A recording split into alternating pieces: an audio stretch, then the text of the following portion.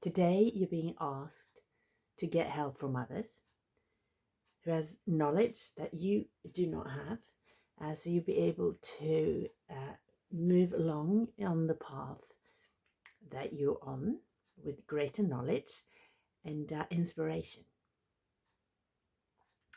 Good morning. So this is the 18th of May 2026. My name is Hanna and this is the I Ching reflection for today. So as usual, we're starting by rooting into the present moment, bringing our presence into here and now, leaving the past in the past and the future in the future. And as you're breathing in and out through your nose, feeling the air traveling through your nostrils all the way down into the bottom of the lungs, no forcing, just normal.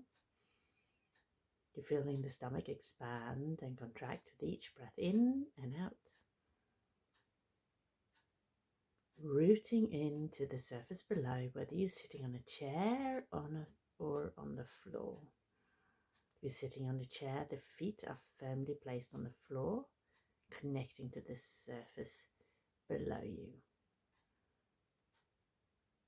And with each breath in, the spine rises towards the sky, crown point towards the sky. And as you breathe out, you relax, but you do not collapse. The spine remains rising towards the sky. It's like it's hanging from a silk thin thread from above.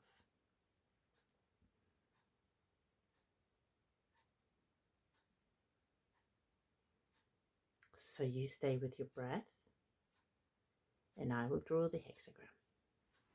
So how are the energies around us today, and how do we best navigate them in order to have the most joyous and smooth day forward?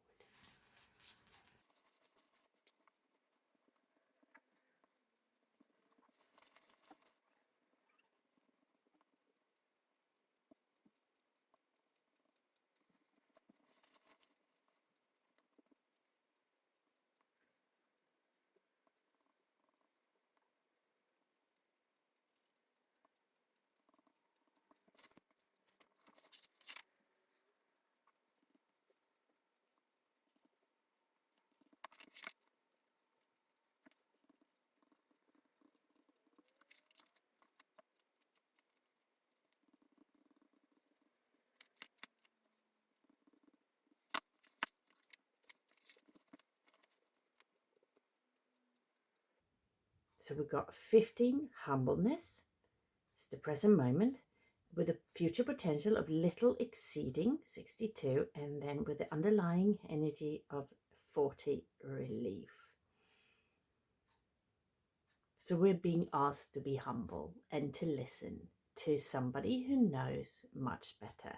In this way, we'll be able to get a great harvest. We'll be able to learn lots, which will allow us to move forward much better. And this is the little exceeding here, how we will be in the future.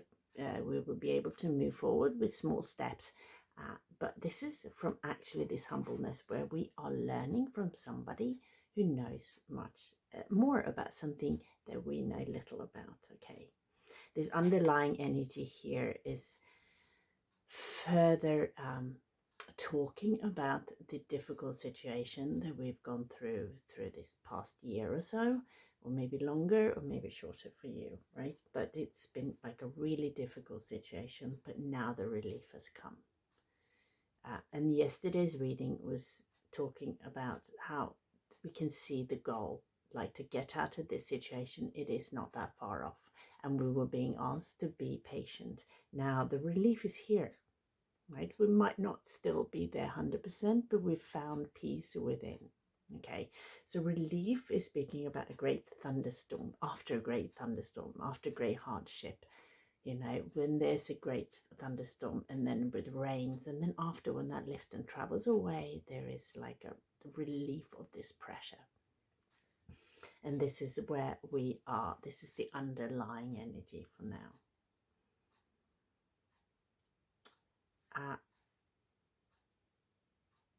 So today, remain in this peaceful situation. All is well, okay? The past is the past, the present is here, and we are preparing for the future. But the best way to prepare ourselves is to stay humble, to listen to what wise people are saying, to listen and learn from people who know more in a subject that you need to know about. So, and by staying humble, we are allowing ourselves to be able to start moving forward here in the future with little steps. Okay, so I'm going to read from the book here from Humbleness, and this is from Lao Tzu and from the Tao Te Ching. So, and this is for humbleness. I have three treasures that I guard and hold dear. The first is love. The second is contentment, and the third is humbleness. Only the loving are courageous. Only the content are magnanimous. Only the humble are capable of commanding. And this is all that we need, right? So love. And when we love, we are able to be truly courageous, okay? And courage does not mean that we're rushing, we're being fearless, right? Courage comes from actually being fearful, like being in a situation that makes us feel fearful, that we are not feeling entirely not safe, or we don't, not necessarily safe, but it's like we don't know, right? But we are moving forward anyway, because our heart is telling us that this is the correct way. And then with love here, we're speaking, it's like a parent's love for the child, and the child is in danger. This parent would just rush through flames of fire, be able to lift heavy things they wouldn't be normally able to. It would take up fights with swordsmen, anything to protect their child, right? Because this is what deep courage comes from, and it comes from love as well. But also I see this love is how we are following our soul's purpose. Because when we are following why we are here, our soul's purpose, then we are following what we are here to serve and to share with the world. And this is love for everyone, for all sentient beings. This includes all living beings, okay? So when our soul's purpose is to share this with the world so we can create love. And this comes from a place of love, okay? The second is contentment. Only the content are magnanimous. So when we are happy with the situation that we are in, even if we don't have much, maybe we just got the clothes that we wear, we've got an umbrella to keep us dry, we've got food for the day, but we're content with that. We don't grasp for more. Or even if we got lots of things, we're not asking for more, right? We are content. Whichever situation you are content. You are surviving today, is fine. You move forward, you're happy. Then you can be magnanimous, because then we're not grasping. We don't feel like we're going to lose something, right? If somebody comes by, they have less than we do, we can share our food, or we can share maybe some piece of clothing or something to help this person, because we don't have this feeling that we're going to lose out, or we're worried for ourselves, right? Because we're being magnanimous, we're being able to share freely without the fear of losing something. And this is also born out of love, like this absolute contentment and peace within, knowing that all will be well, no matter what. I am nourished, I am safe in this place here, okay? I don't need more, so I can share it. And the third one here is humbleness. Only the humble are capable of commanding. And this might sound like a contradiction, but it's not. Like somebody who, like a good leader is looking at themselves and looking at their own faults before they're looking at somebody else's faults, or the people around them's faults. Looking at themselves, how am I behaving in this situation, right? What are my faults that I don't want to share with others? I want to share the goodness, okay? In order to be able to lead fully and understand other people, you need to understand yourself first, okay? So, and a true leader, they want to serve. They don't want to lead. They don't want to be the boss. They don't want to be the manager. Look at me, right? I am the boss here, and all these people are beneath me. I have all these people, thousands of people are following me. That's not a leader. That's somebody who's very selfish and just want to look good. Okay, so that's the opposite. A true leader want to serve the people they are leading, want them to be happy, to be safe, to feel love and feel safety and feeling nourished and safe, right? That's the true leader. So that's where only the humble are capable of commanding, because that's a true command that comes from the heart. Because a leader needs to be able to command, to say, okay, we need to go in this direction, because people need somebody they can trust and know, okay, I will follow this person, because if I do, I will be safe. Okay, and together we will create something beautiful. But it starts with looking at oneself. Who am I? When I take this step, will this be of benefit for all beings? Or is it for my own? Look at me, I am so good, I'm looking good here, right? Or is it for the benefit of everyone around me?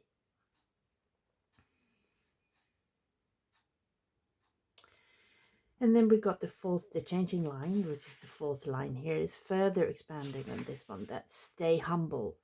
Nothing is unfavorable. Give full play to humility. At the moment, we're saying just remain humble. Take advice from people, and it doesn't have to be somebody who is more senior than you. It could be somebody that's more junior than you. Just listen, stay humble, because people around us have lots of knowledge that we don't have. Although they might not have lived as long as you do, but they learned other things. Okay, so humbleness is the one. And that way we'll be able to move into little exceeding. It's about moving forward in small steps, not rushing forward as well. So the humbleness actually continues into this future potential we have here with the little exceedance. We continue forward, remaining humble. And being humble is something we are being asked to be throughout our life. We might have to take decisive action and make great big decisions, and for other people and for ourselves, right? But we should remain humble and always question ourselves. What is my intention here? Is it for me to look good? Is it for me to get more? Is it for grasping and so I can store up wealth or whatever? Or is it for the benefit of everyone around me? This is a question we should always take with us with each decision that we make in life. Who is this benefiting? Okay. And then moving forward in this. And here with little exceeding is also speaking about how we should weigh things. Like if I make this decision, what is increasing and what is decreasing? So is the goodness increasing and the things that are more negative decreasing? And always weighing our decisions. Who is this benefiting? Okay, so it's further expanding upon that. So humbly moving forward, making sure as many people as possible, as many animals, as many beings as possible is benefiting from our decisions and from what we can share with the world. So if we look at the present moment here, we've got kun above, which is gentleness, and gen below, which is stillness. Again is mountain, kun is earth. And earth is very nourishing, and the mountain is stillness within. So and gentle stillness, we're being asked with gently and in stillness, listen. Right? When we are in stillness, we can listen. We can take in information. We can, learn more from whoever is there to teach us. Okay. And sometimes the teacher might not seem like a teacher. It might be somebody who's doing you harm, right? And it's actually hurting you. But you can even learn from that, okay? And many times the people who are doing us harm are teaching, they are our greatest teachers, okay? And the future potential here, we see Chen, which is thunder, and then still the mountain below. So the thunder, but when when it's actually speaking about when the thunder is sort of stopped by the mountains, it becomes not as shocking.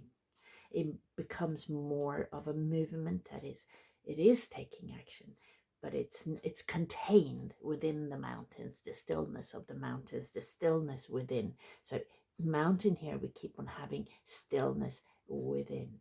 So the movement is not a shocking movement, but it is a decisive movement forward. Okay. And we are looking, if we are looking at the underlying energy here is the mountain. It's been more shocking, and it comes from here, the kan, which is water. This is speaking about fear, but it's also speaking about, on the other end of it, about courage. So we have gone through a shocking situation here, and we have moved through this fear, but we moved through it with courage, which has brought us here to this point where we have this stillness and the knowledge that we are nourished. No matter what, we are nourished. And with this, we need to share this with the world. Whatever we have, share it, okay? And we have the main energy here is Earth, is also speaking about nourishment, knowing that Mother Earth is here. Like all the food we have, it comes from Mother Earth, right? It comes from, you know, those first cells on on the planet, the first life, which is just little cells, right, to gather together and then to create different beings. Actually, they started to gather together to help each other.